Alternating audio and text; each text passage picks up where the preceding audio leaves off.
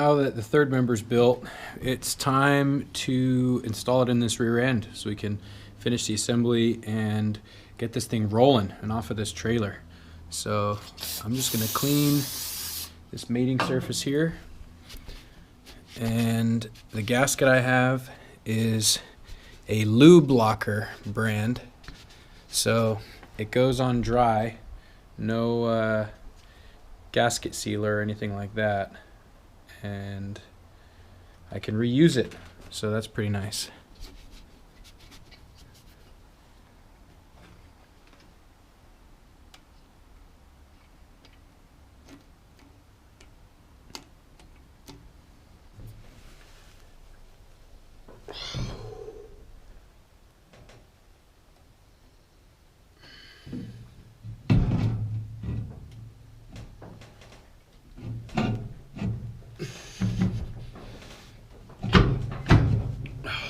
Whew.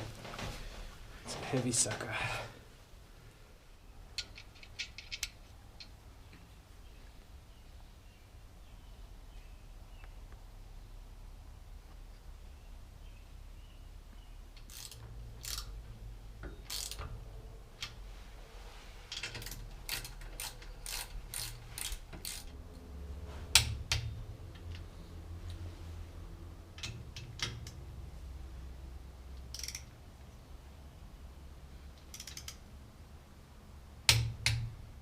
Well, now that I'm mid-episode, figure it's a good time to talk about the chassis that I got from Roadster Shop. I already installed the front hubs, the big brake kit, the sway bar, power steering, the coilovers, the whole nine. And I did this without recording because I've been in kind of a rush to get this done so I can get this thing off of the trailer. Because I need the trailer for other things. And so now hopefully we'll get this thing rolling on the back end and someday get the garage doors on the front and back of my garage, get the body here, the motor here, and really get cooking. The next step required to get this rear end together is to install this drum style brake. It's going to be the parking brake. It'll go on here, and this will squeeze inside of the rear discs. In order to get this on the axle, I have to remove the shoe and get this bolted on to the housing, slide this axle in, and then reinstall the shoe, and it's held in with these T-bolts, which slide in from the back here. First thing I'm going to do is put a little bit of grease on the end of this axle shaft, so when I go to locate it into the differential, it'll be a little bit easier.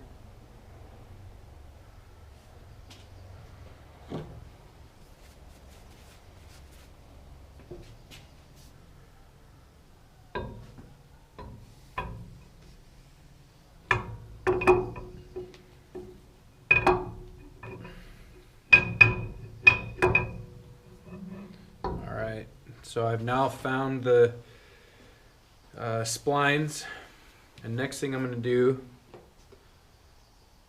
is take a little bit of RTV and I'm going to spread it around this seal, which is going to expand and press into place once I get the cap screwed on there, but this is just going to give it a little extra seal.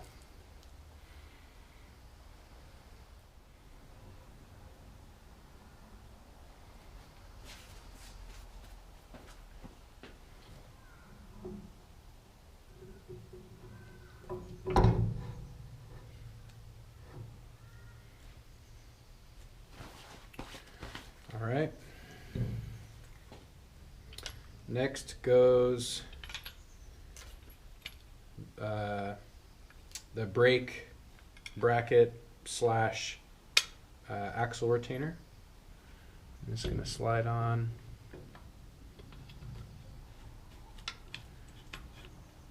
And these T-bolts go in from the back side. Oop.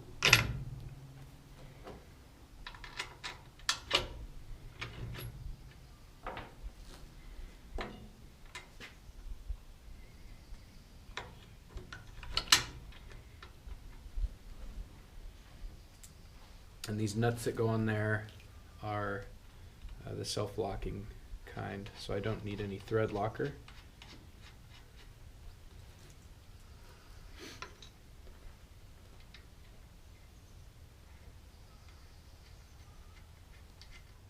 Well, I'm having a pretty difficult time getting the shoe to fit on here between the back side of the wheel studs and the T-bolt sticking out and this brake parking brake actuator on the bottom. So what I'm going to do is disassemble this off of the assembly and take this piece off and see if I can piece it back together that way.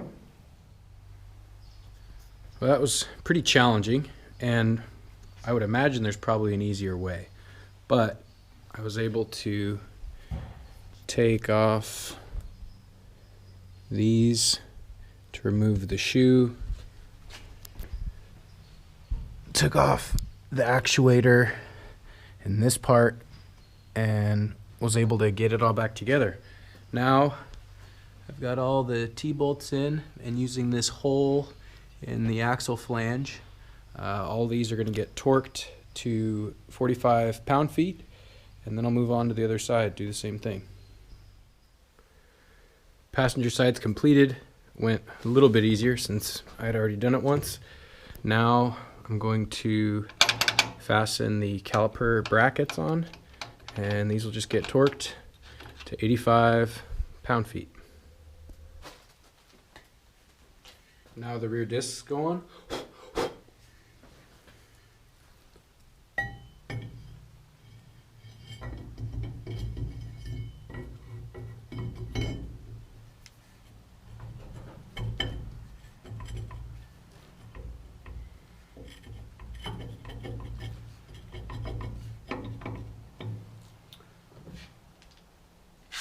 And the rear calipers.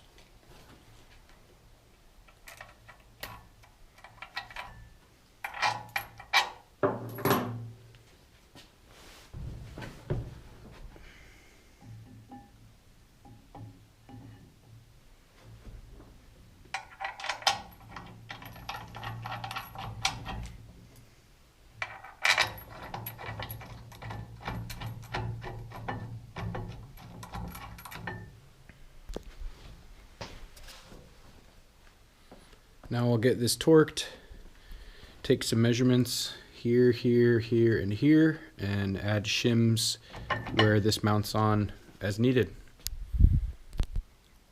As the instructions indicated might be the case, the gap on the outside and the inside, the rear rotor and pads is different. So I took this measurement, this gap on this side, it's about 90 thousandths, and the shims they provided, I measured, are about 15 thou each. So I'm going to need to take the caliper bracket off and shim half that distance, so 45. I'll put 3 shims in, the top and the bottom, and then recheck this. Shims are in. Caliper is retorqued, and that is not too shabby. Now I'll do the same to the other side, and I think I'm ready to put wheels on this thing. Well, I was hoping to have a roller today, and I would if my wheels would fit. The narrowed rear end doesn't allow for these stock Corvette wheels to mount.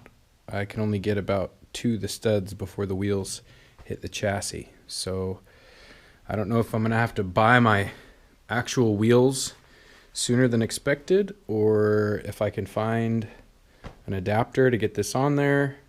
Maybe I'll make some wheels out of plywood, or I'll find another set of mock-up wheels in the meantime that have more of a dish than this one. Until then, well, this is certainly not ideal, but I was able to put the back wheels on the front and the front wheels on the back, and even the front wheels on the back didn't fit, but I was able to shim it with a couple of thick washers, and they are just barely on there. So I'll be able to put this thing under its own weight pretty soon.